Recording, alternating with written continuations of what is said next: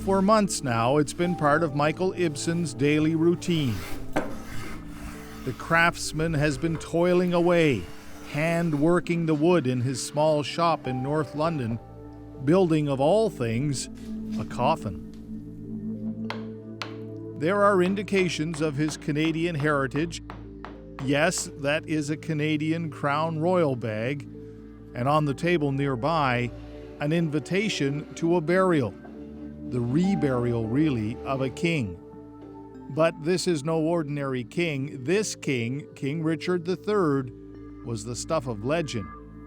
And oh yes, he just happens to be family.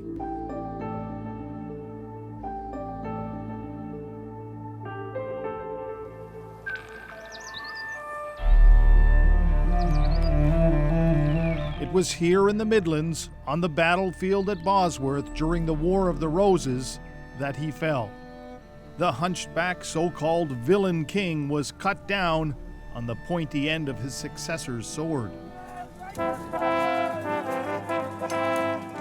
It's something that now happens every Saturday during summertime reenactments. As Shakespeare put it, my kingdom for a horse. But Richard had lost his steed in battle, and he fell dead on the ground. The last British king to die on the field of battle in Britain.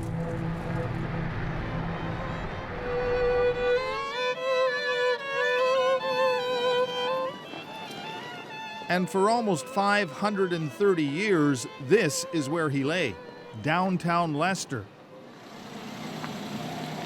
In a car park with people driving over him, parking on him, dripping oil from their motors over the last resting place of the monarch. This is where we found him. So on the very first day when we were excavating, Dr. Turi King says the team from the University of Leicester couldn't believe it. How appropriate you have the name King. I know. You must have thought you hit the jackpot. The number of people who've said that to me is like, your surname, you were destined to do this. Back in 2012, thanks to funding from the Richard III Society, they decided to try and find their king, believed buried on the former site of the Grey Friars Church, but it had long since been destroyed. On the very first day, digging for mere hours on a renewed hunt for Richard's remains, they stumbled on the king. At least they thought it was him. There was the telltale curvature of the spine. It was an extraordinary discovery that stunned all of us. It was enough to attract the attention of the world press, and the one king's suspected remains were destined to make Dr. King famous. You see, not only does she have a background in archaeology, Dr. Turi King is also an expert in genetics and ancient DNA. How does it feel presiding over probably one of the greatest royal mysteries in recent history? Yeah, it's been a really amazing project. Very high pressure, a lot of public interest, but really amazing project to be involved in. I'm really lucky. Luck had already played a huge role just finding the remains. But now science would take over. Richard III had no descendants, but mitochondrial DNA was passed down through his sister, Anne of York. If that DNA could be extracted, in this case from a royal molar, Finally. Right. Looking for that needle in a royal haystack, a match to a living relative would prove beyond a shadow of a doubt these were King Richard III's remains. By the way, Dr. Turi King also happens to be Canadian. Growing up as a young girl on the West Coast, a graduate of the University of British Columbia, she even has her roots backpack to prove it. A backpack good enough for a king. Richard has traveled in the bag. He has. When I've had to take samples to various places, he's gone in this with me because I daren't put him in my luggage to go in planes. He comes with me in my bag. Hello. Today, that same bag is carrying something else. For your birthday. Birthday cake for Michael. You see, not only have they become good friends, Michael is the missing genetic royal link to King Richard III they were looking for. I am a 17th generation nephew. So that's nephew 17 times removed? Yes, yeah. It was through his mother Joyce that the mitochondrial DNA link was found. So there am I with my brother and sister. Right. This is my mother, and this is the line all the way back to Anne of York. You have royal blood running through your veins. Well, I'm not sure about the blood, maybe a bit of DNA. Well, it's all together, isn't it? It's all together, yeah.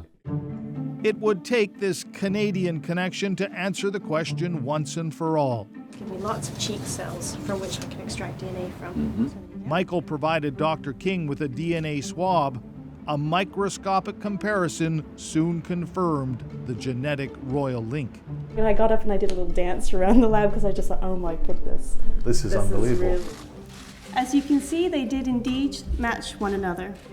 And then she told the whole world. My favorite moments of this whole project was actually telling Michael the results, sitting him down and saying, look, there's a DNA match. That was a really big moment for me, actually. Oh, Canada. Oh, Canada. Yeah. It's all led to a royal explosion of sorts. My young cousin, Richard, Duke of Gloucester.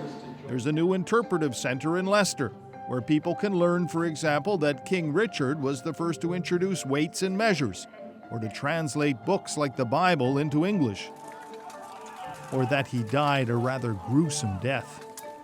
So he had quite a number of injuries, eh? He did. He had 11 wounds, but 9 of those were on his head. Somebody really wanted him dead. Yeah, really. And at the Anglican Cathedral, Okay, so this is a medieval foundation, dates from the 1200s. where he will once again be laid to rest, they have just finished spending over $3 million, close to £1.5 million, on his new tomb. The tomb is going to be through the screen. But this is a computer-generated model. They wouldn't let us see the real thing. The very Reverend David Monteith says it's all about privacy for the workers. But it's all kept completely top secret at the moment.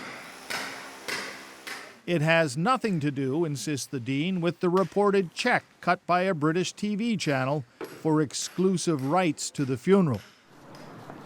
Outside, some folks are happy that Leicester is being put on the map. Others think it's a little bit silly. A little bit silly. He's being paraded around for a bit and then buried again, is that right? Yeah, it makes you wonder why he's been dug up to then be buried again. Wow. Back in Michael's wood shop, when we were there, he had just finished making the coffin fit for a king. That's right, he was asked to make it one more Canadian connection, but he was forbidden from showing us by that check cut by the TV channel. There it is, under wraps. How about you go get us a couple of coffees? Not on your life. Of course, last Sunday it was finally revealed for the world to see. A proud moment for Michael, but his real joy comes from his mother's memory. My mother was quite proud of the connection, and she never lost her fascination with her English heritage. Was she a monarchist? Oh, very much so.